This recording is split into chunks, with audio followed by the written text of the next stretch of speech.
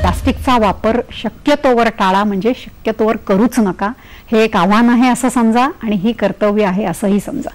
जेव्हा आपण प्लास्टिकचा विचार करतोय, नात्यांचा विचार करतोय, बऱ्याच वेळा नाती ही प्लास्टिकसारखी पण असतात की जी तुम्हाला काही वेळेला आवश्यक असतात, पण ते अनावश्यक सुद्धा तुम्ही टाळू शकता. तर ह्याच्या संबंधात तुम्ही काही बोलू शकता?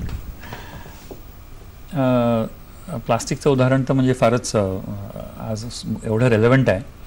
आणखीन जे कधी कधी आपल्याला काही कारणास्तव आवडीचं वाटतं त्याचे साईड इफेक्ट्स एवढे जास्त असतात की आपण ते पिझ्झा आणि बर्गरसारखं आहे की तुम्हाला छान वाटतं, पण त्याचे जे साईड इफेक्ट्स असतात ते एवढे जाचक आणि त्रासदायक असतात, दुष्परिणाम जितके वाईट असतात की तशीच नाती आहेत. कधी नाती आपण अशीच निर्माण करावीशी वाटतात की ते नातं छान वाटतं, पण ते नातं तुम्हाला काय देऊन जातं, शॉर्ट टर्ममध्ये कदाचित चांगलं असेल, पण ते लॉंग टर्ममुळे तुम्हाला काय देऊन जातं ते इतकं कदाचित त्रासदायक असू शकतं.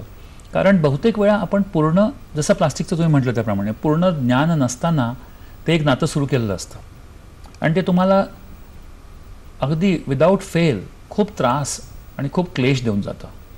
तर तेव्हा नातं सुरू होत असताना ते का सुरू होतंय हे समजणं महत्त्वाचं, आणि ते उलगडत असताना, डेव्हलप होत असताना ते योग्य दिशेने चाललंय की नाही ते पण पाहणं फार जास्त महत्त्वाचं.